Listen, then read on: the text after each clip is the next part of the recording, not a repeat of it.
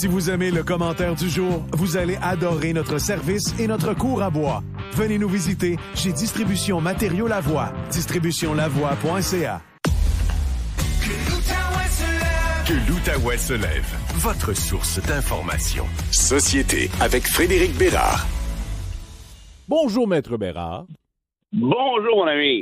Écoute, on va parler, si tu veux bien, aujourd'hui de ce qui se passe en France. Le gouvernement français qui est tombé hier sur un vote de confiance. C'est le 7e gouvernement à tomber sous le président Macron depuis son arrivée au pouvoir en 2017. Écoute, c'est un gouvernement à tous les 14 mois. Là. On change de gouvernement comme on change de chemise en France. Et hier, du coup, Bérou, au trou, Bérou, c'est fini. Qu'est-ce qui se passe? Qu'est-ce qui se passe en France, là? Écoute, c'est compliqué, la France, hein, on le sait, là. Pour ceux qui se posent la question, là, il y a actuellement 11 partis qui siègent à l'Assemblée nationale française. Bon. Alors là, le problème, c'est que plus que tu as de partis, c'est que ça oblige nécessairement des alliances. Mais là, les alliances ont déjà pas mal été faites lors de la dernière élection, tu te rappelles, de l'été 2024. Et les alliances, qui sont des blocs, si tu veux, se regardent en chien de faïence et sont tout simplement incapables de se sentir. Là, honnêtement. Les partis de gauche se sont rassemblés sous une bannière, là, l'espèce de nouveau Front populaire. Puis après ça, tu as les partis plutôt centre-droit. Puis après ça, ben, tu as le Front national de l'autre côté avec ses alliés. Exactement. Le Front populaire, ça, c'est toute la gauche, notamment la France insoumise de Mélenchon, des socialistes, les écologistes, et ainsi de suite. La gang de Macron qui s'appelle Ensemble pour la République, qui sont plus, comme tu as dit, de centre-droit. Puis, tu as les espèces de fachos du Rassemblement national que tout le monde regarde comme s'ils étaient radioactifs, puis ça donne bien parce qu'ils le sont. Fait que là, c'est bien cool ça, mais l'alliance, tu la fais comment? Là, tu vois, l'autre injustice, pour pas dire énorme injustice, c'est que la gauche, donc le Front populaire, a techniquement remporté, en fait, je dis techniquement, mais je devrais pas, a remporté l'élection à l'été 2024. C'est eux qui sont arrivés en force. C'est eux qui avaient le plus grand nombre de sièges. Ils ont la pluralité, mais ils n'ont pas la majorité. Exact. Sauf que Macron, il est allergique au Front populaire. Ça lui donne des boutons. Il veut rien savoir d'eux autres. Et là, pour ceux qui ne savent pas aussi, c'est le président français qui choisit qui sera le premier ministre à l'Assemblée nationale française. Donc, quel sera le parti ou la coalition, le cas échéant, qui va gouverner la France de l'intérieur, c'est-à-dire à partir de l'Assemblée nationale, pour s'occuper donc du volet législatif. Le président, lui, c'est l'exécutif, c'est comme le gouvernement, si on veut. Vous avez compris qu'ils ont un système différent du nôtre, de toute évidence. Bref, le gouvernement est tombé hier, mais il n'y a pas d'élection. Là. Le gouvernement il y aura un nouveau gouvernement qui sera nommé par Macron au cours des prochains jours. Mais il pourrait y avoir de nouvelles élections. Bien sûr. Et là, tu as Marine Le Pen, du Rassemblement national, qui crie au meurtre, disant « ça nous prend des élections, ça nous prend des élections ». Pourquoi? Parce qu'elle est en avance, elle est à 33 %. Il y a des chances considérables que son parti, le Rassemblement national, donc l'ancêtre, en fait, qui a pour ancêtre le Front national de son père, Jean-Marie Le Pen, qui lui est un facho de chez facho. Là. Pour ceux qui se souviennent, j'avais déjà fait une chronique avec Michel là-dessus.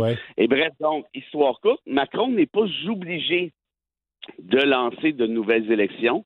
Il peut tout simplement, comme tu as dit, nommer un nouveau premier ministre, mais là, ça serait le 3e en 13-14 mois, peut-être? En fait, 4e, là, parce qu'on a eu Attal, qui était là en premier. Oui, effectivement. Attal, on lui a demandé de rester, ça n'a pas marché. Il a duré quelques mois après l'élection de 2024, de juillet 2024, qui a duré jusqu'au mois de septembre. Après ça, tu as eu Barnier qui a duré 3 mois?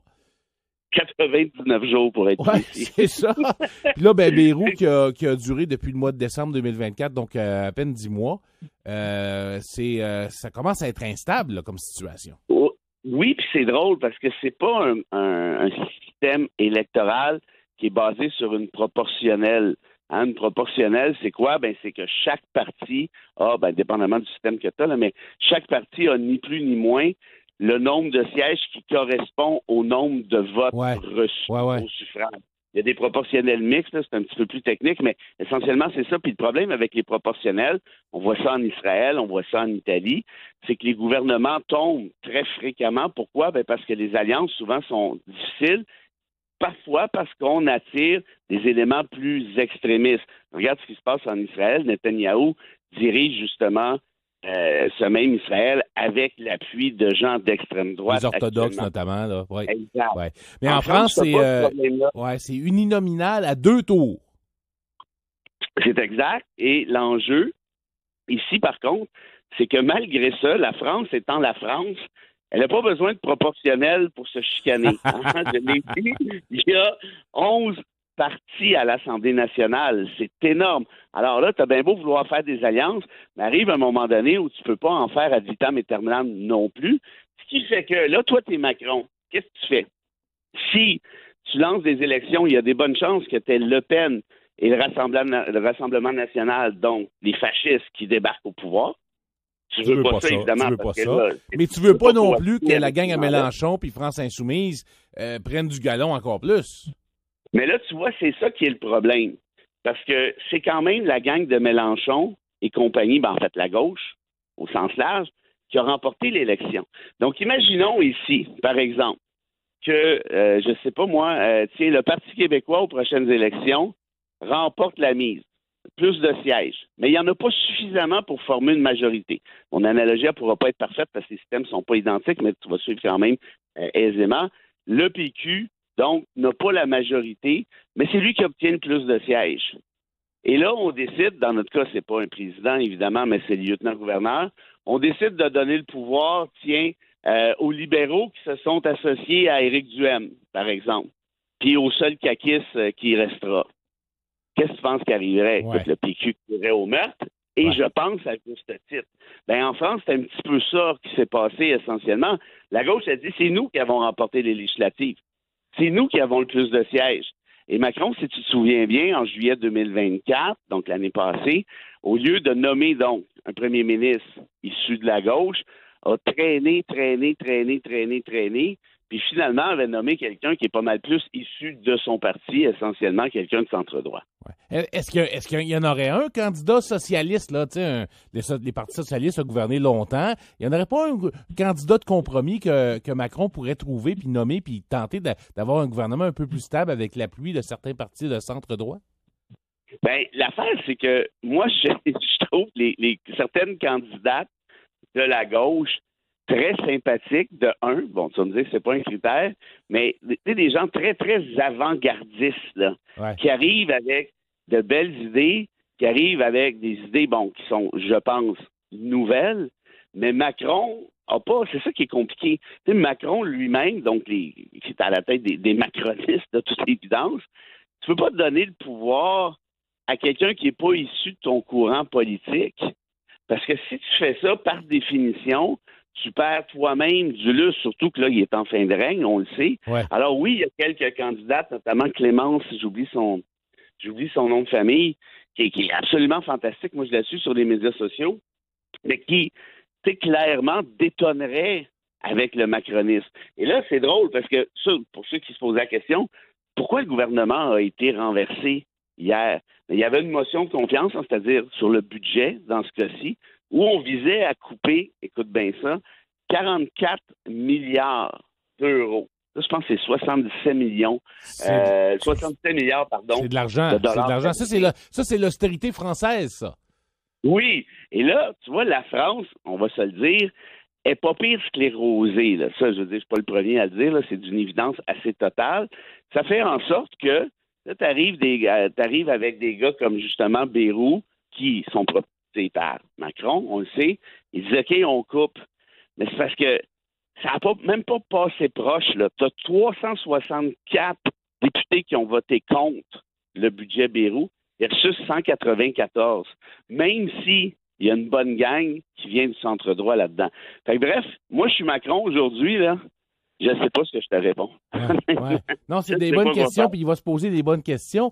Maintenant, dans l'immédiat, donc, il y a un flottement. On va voir ce que Macron fera. Mais demain, la gauche, les syndicats, les mouvements populaires, les gilets jaunes, toute la gang, ils veulent paralyser la France. Qu'est-ce qui se passe, là? Pourquoi ils profitent? Ils ont réussi, ils ont gagné, ils ont fait tomber le gouvernement. Pourquoi on veut faire ça?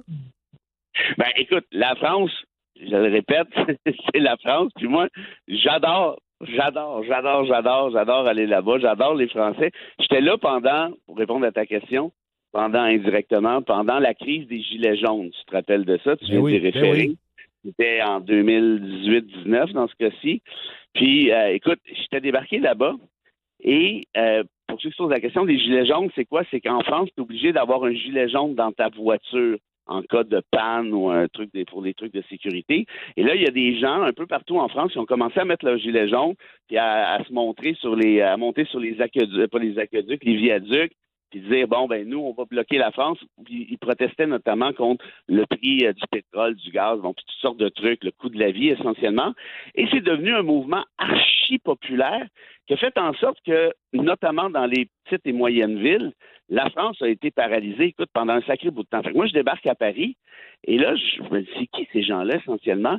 Et là, des gens qui marchaient dans la rue avec moi, ou l'inverse plutôt, ben, écoute, c'était des proches, c'était des gens éduqués, semi-éduqués. Ouais, c'était pas des anarchistes, là. Pas en tout. Et là, ça avait brassé. Écoute, il y en a une couple d'anarchistes en avant qui s'étaient mis à lancer des galets de rock. Ils s'étaient fait gâter par les flics. Le feu avait pris là, aux Champs-Élysées, dans toute la patente, il avait brûlé des chars.